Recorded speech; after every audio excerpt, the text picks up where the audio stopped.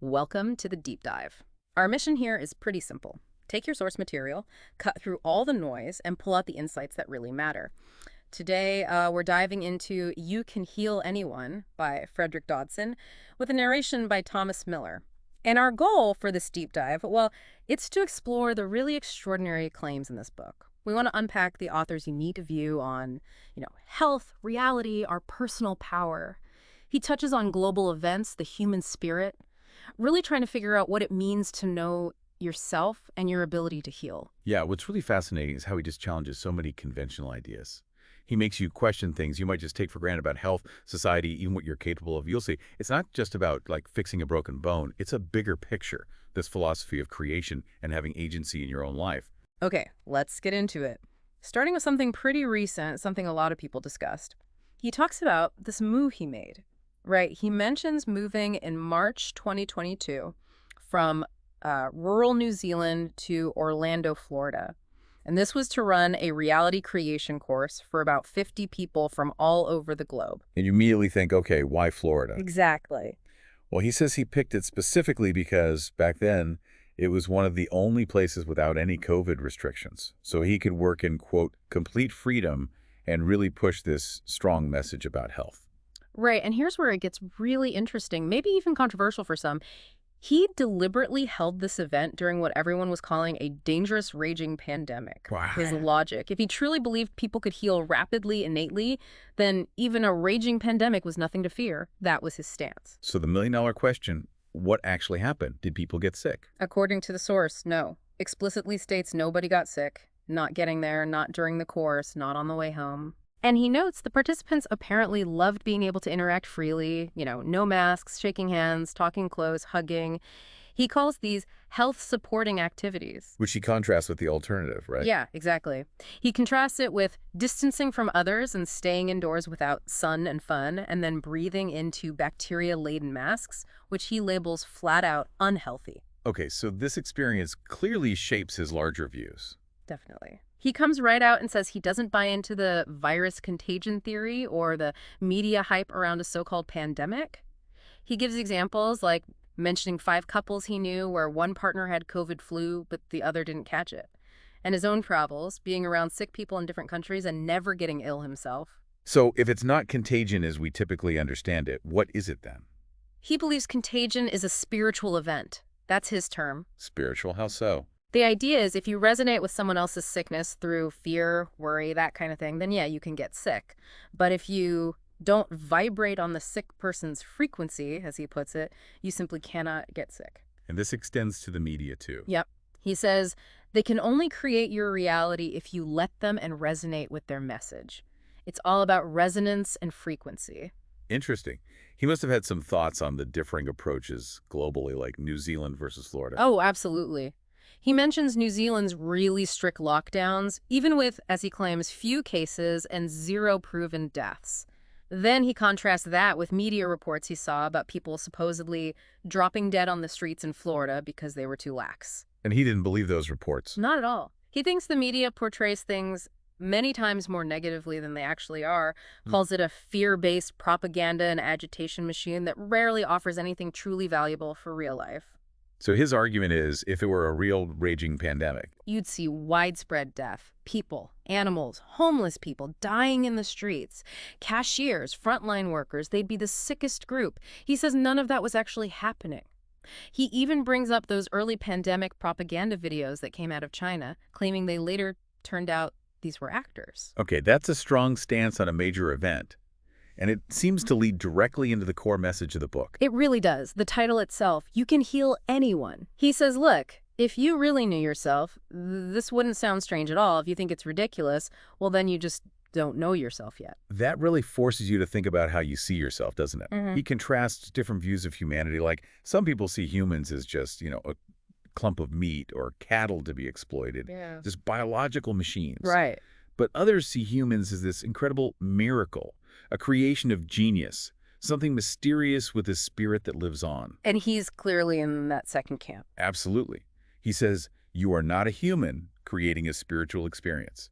You are a spirit creating a human experience. That's a key quote. Okay, so if we are spirits having this human experience, What does that unlock? What abilities does that imply? He believes we have abilities and powers beyond your wildest dreams. Specifically related to healing, he states, you can heal anyone using your energy, your thought, your feeling, your touch. Wow. And he pushes back against the idea that this is something special you have to ask for. Exactly. He calls it the greatest lie, that we need to beg or hope or wish for this power. He says, I know I've already been given the power to create by the mere fact that I am a human. It's inherent. So this changes the whole relationship with God or a higher power then? Radically. He rejects the image of God as some irate parent who disciplines. He says, neither the supreme being nor any beings of higher realms desire your sickness, poverty, misfortune, or trouble. That's just not their game. And he uses scripture to back this up. He does. He points to Genesis, let us make man in our image and let them have dominion. In Psalms, you are gods. His interpretation. We're already like gods from birth. We have that authority built in. He even reinterprets the Garden of Eden story. Yeah, he suggests the lie wasn't that humans could be like gods, but that they needed to eat the fruit to become like gods. He thinks we already were. It's a fascinating perspective, and he connects this to his own upbringing, right? Very much so. He talks about growing up with a father who was a Pentecostal Christian pastor and witnessing firsthand hundreds of miraculous healings. He lists things like the crippled walking, the blind seeing, deaf hearing, people with cancer, arthritis, diabetes, even serious mental health issues like depression and schizophrenia, just recovering. He even mentions more extreme examples. Yeah, things like missing limbs grow back their arms and legs, and people pronounced dead were revived. Incredible claims. And why did it work, according to him? Pure belief. Yeah. He says it worked because they believed so strongly. But he also critiques modern religion, even the Pentecostal movement he grew up in. He does. He observes that today, most Pentecostal churches no longer practice this kind of intense healing. They've become watered down, in his words. And he points out that other major denominations, Baptist, Catholic, Orthodox, mostly see miracle healing as something from the past, or at least don't practice it actively in services. Which he finds odd, given the New Testament accounts. Right. He says Jesus and his disciples spent most of their time going around healing people and doing little else. There's hardly any mention of them going to church or doing rituals. It was mostly healing. His personal relationship with Christianity was complicated, though. Yeah, he admits he disliked it as a teenager, found it narrow, censoring, talks about his parents throwing out his books on Zen, physics, poetry, even his music albums, just because they weren't Christian. That must have been tough. For sure. But later, he kind of reconciled it, concluding that it is not the teachings of Jesus that are narrow-minded, but the behaviors of mere mortals. He mentions reading the Bible multiple times since. So why does he think religions shy away from this kind of miracle stuff now? His theory. Maybe because they're afraid of the truly miraculous. He suggests that true belief comes with a relaxed focus. It doesn't need constant defending or shutting down other ideas. If you really believe, you're just relaxed about it. Okay, so let's shift to the practical. If we have this power, how do we actually use it? He talks about command healing. Yes. This is a central technique for him. He gives this example of a woman with pain she had had for years. He simply said, I command this pain to leave your body. And according to him, it vanished that instant and never returned. Gone in 30 seconds. The session was meant to be an hour. That's dramatic. What's the thinking behind it? How does just commanding something work? He frames it as energy manipulation, his core belief. Everything is energy. He even tells this story about his car battery being dead. He puts his hand on the dashboard, commands the work, then deliberately distracts himself, goes for a walk, checks emails. And the car started. Minutes later, yeah. His takeaway is crucial. If a command doesn't work right away, I mustn't think of it too much, but proceed as if all were well. That, he says, is the art of manifesting. Don't dwell on the failure. Okay, so he gives specific exercises for this. He does. Practical stuff. First, this say it, then do it exercise. Sounds simple. It is. For at least 10 minutes, you just announce every little action before you do it. I pick up the pen, then you pick it up, I take a sip of water, then you sip. And the point of that is? To create a calm mind and align your thought, word, and deed. It trains your subconscious, basically, to understand that your word has consequence and power. It's not just empty talk. Makes sense. What else? Then there's command manifestation. You write down, say, up to 5 things you want to manifest, things you already feel are possible or you're working towards. Then you speak it out loud. I command. And you fill in the blank, being specific about health, money, relationships, whatever it is. And he suggests ways to amplify this. Yeah, adding phrases like, in the name of the highest source, or most high, or God. If that doesn't resonate, in the name of the highest good works too. His key point is to go straight to the top, the highest source, not to, like, saints or angels or demons. He thinks humans actually have more authority on Earth than those entities. That's a definite hierarchy he's proposing. It is. And he distinguishes this general commanding from how he approaches healing specifically. How so? For healing, he usually talks directly to the body part, as if I am talking to a conscious being. So, maybe something like, hello, right knee, how are you doing today? I call upon the most divine energy to fill you today, treating the body part like it can hear and respond. Interesting. Are there nonverbal methods, too? Oh yeah, several. Laying hands is a big one. How does that work? You put your dominant hand on the person's head, forehead, or the area that needs healing. Your other hand, the non-dominant one, is cupped upwards, as if receiving energy. And the intention behind it must be loving. That's non-negotiable. And he thinks this is more effective than other energy techniques. He claims it is. For physical issues, anyway. More so than tapping, visualization, or distant healing, because the physical touch quickens alleviation. It grounds the energy, perhaps. How do you make the energy stronger during this? He suggests thinking about things you genuinely like about the person. Feel that warmth build in your chest. Visualize bright light flowing through your hands. And crucially, you have to hold the image of the person as already healthy. See their healthiest and most able self in your mind's eye. What about for injuries? Like if you fall and hurt yourself? He has a technique called repatterning. You mentally recall the action that caused the injury. Then you physically repeat the motion several times without the part where you got hurt. You do it as if nothing happened, basically reprogramming the subconscious until it believes the injury didn't occur. Okay, what else? Transferring health. If, say, your right knee hurts, you focus on your healthy left knee. Really feel how good it feels. Then imagine transferring that healthy feeling over to the right knee. Or you can just switch focus back and forth. Exactly. Look at the good side, feel it. Look at the pain side, back and forth until the pain lessens. Visualizations. Yep. Imagine a cool mint, green, or turquoise liquid flowing into the area of discomfort, healing it as it goes. And he mentions fasting, too. He does. Says many illnesses just disappear with fasting. He's quite critical of modern diets, toxic foods produced by the fast food industry, lab-created stuff like processed vegan foods. He contrasts that with what he calls God-created natural food. Fruits, vegetables, meat, fish, simple whole foods. But he's not completely anti-medicine, right? No, he gives credit where it's due. He says many doctors do great work and heal. But he thinks we could all do much better if we also use these innate energy methods. He even poses the question, do people get better because of modern medicine or sometimes in spite of it? He points to family members who are always at the doctor but never seem truly healthy. And he connects physical problems to emotions, gives a whole list. Like headaches from negative thoughts, constipation from holding on to old issues, garbage of the past, back pain from feeling unsupported emotionally. It's quite detailed. And his attitude towards healing is persistent. Very. He says either a thing is healed or it isn't. No halfway measures. He warns that 99% gone just leaves a small crack open in the door for the problem to come back. So you stay with it until it's completely resolved. That's his commitment. My care is for the healing of a person. And if I really care, I will insist on staying until it is healed. Full resolution. Okay, let's talk about this matrix idea he uses. It's a common metaphor, but how does he apply it? He sees it as this societal game that's designed to keep us asleep, basically, to make us forget the power we have. He uses these analogies like fish in an experiment that stay in one area even after a glass barrier is removed. Or gnats in a jar. Right, gnats that won't fly out even when the lid is off. He shows how external conditioning is later internalized and the limitations self-imposed. We trap ourselves. So how do we escape this self-imposed matrix? The key for him is authenticity. That's where real power in the world comes from. He observes that people often just adopt false ideas than stand alone. They prefer the comfort of consensus, the warm and fuzzy feeling, over the stone-cold truth. So we just absorb beliefs from our group. Yeah, from our tribe, a company, a family, without really thinking if they're truly our beliefs.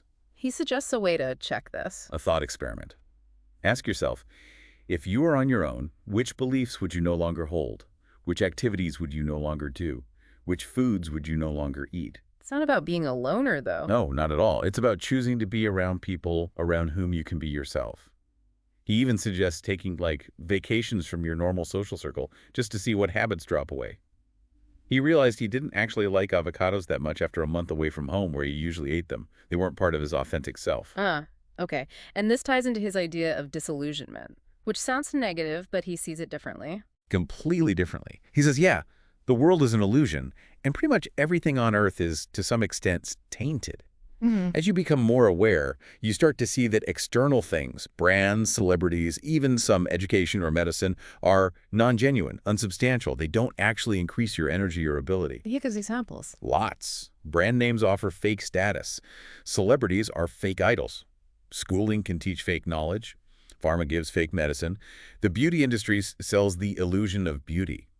It's quite a sweeping critique. Wow. So if all that is fake or illusory, what is real then? He's very clear. Spirit is real. Your fellow human beings are real. Your body, mind, and soul are real. Your kindness is very real. Your power is real.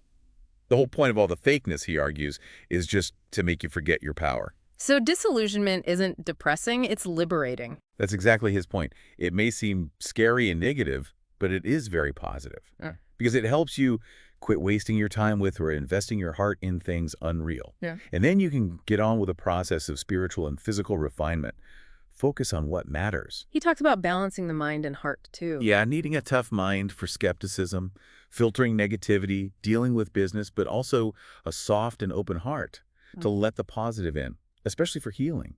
It's why he finds it harder to teach miracle healing to doctors sometimes. Really? Why? Because their heads are filled with all of these so-called facts and limitations.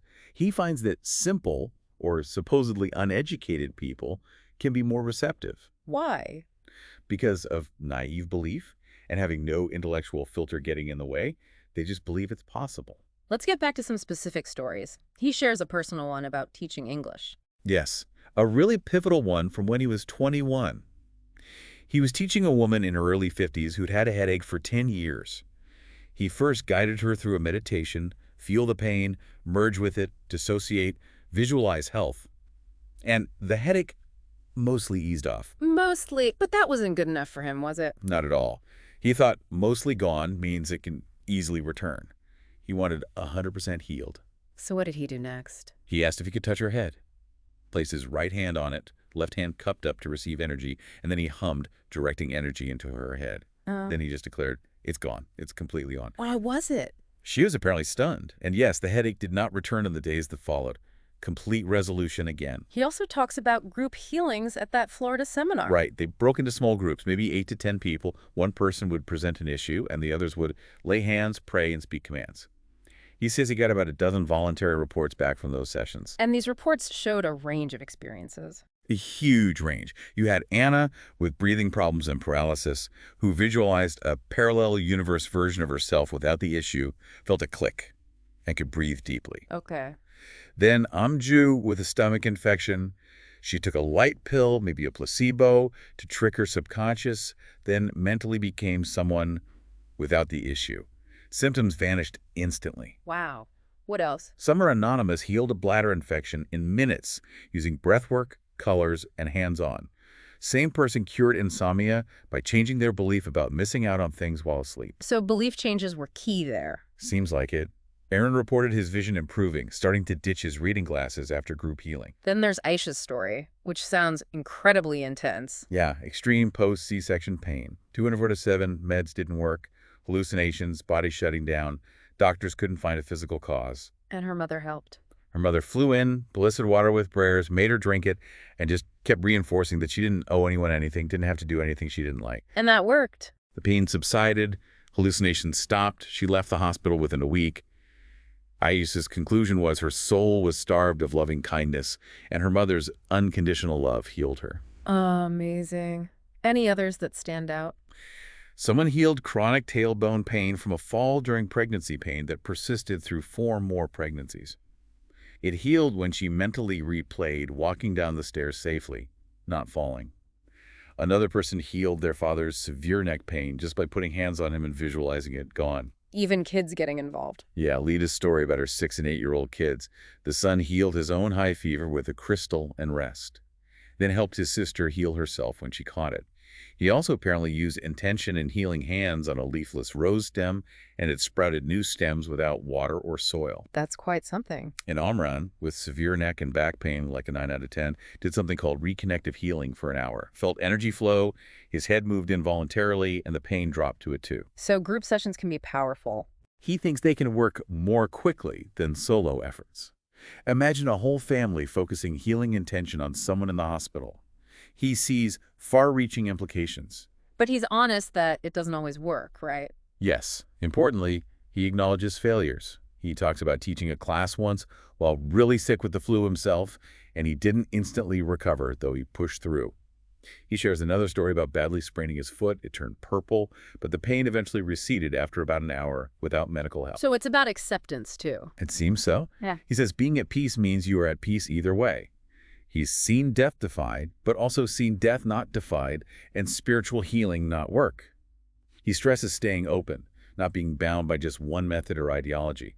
A person who really seeks healing stays open. Okay, let's talk objections. People must push back on these ideas. One he mentions is that this reality creation stuff puts too much pressure on people if it fails. Yeah, the what if it doesn't work objection. He calls that attitude timid. He compares it to refusing to travel because you might have an accident. His take is reality creation by command will often work, and if it doesn't, that's no cause for depression or undue pressure. It just means It simply means there's more to learn. And you can even command that you learn it more quickly. Turn the non-result into a learning opportunity. what about the basic objection that none of this paranormal energy stuff is real? He addresses that head on. He uses a simple experiment in his seminars. Someone stands with their back to the group. He signals the group, thumbs up to focus their attention on the person, then signals, thumbs down, to look away. The person consistently knows when the attention is on them. Interesting. Does he cite any research? He mentions Rupert Sheldrake's work on the sense of being stared at, claiming high accuracy rates, especially in women. His conclusion, attention is an energy that can be felt physically. He also talks about charging water positively or negatively with intention and claiming it tastes different, proving mind affects matter. He also brings up entities. That sounds a bit darker. Yeah, he connects it to ancient beliefs that sickness was caused by demons or entities. He points out Jesus and the disciples spent a lot of time driving out the demons to heal the sick, but he clarifies these entities are often overblown in media. He claims they're actually afraid of you because humans have power and authority on earth. And they feed on negative emotions. Exactly. Fear, hate, shame, guilt, rage, and sadness. His advice, don't negotiate, just command them to leave using your authority. He has some strong words for the healthcare system, too. Oh, yeah. He argues much of it is not set up to heal, but as a grand money-making scheme, where ultimately sickness is rewarded. He questions the progress, pointing to rising rates of obesity, heart disease, medication dependency. Are we really healthier? And he circles back to fear. Big time. He believes fear is the primary cause of illness, stronger than any chemical poison. And crucially, without fear, you are immune against many of these toxins. Fear makes you vulnerable. So wrapping up, his final challenge is to embrace this power. Yes. Embrace challenges. Act as if you're already healthy and happy, and use this innate ability. He acknowledges an ability that not used lies dormant, but reassures that even without much practice, it usually works. Just try it. Okay, so bringing this all together, what's the big takeaway for you, the listener, from this deep dive? It really feels like a fundamental shifting perspective, doesn't it? From being passive about health and life to being an active creator. He says it right there.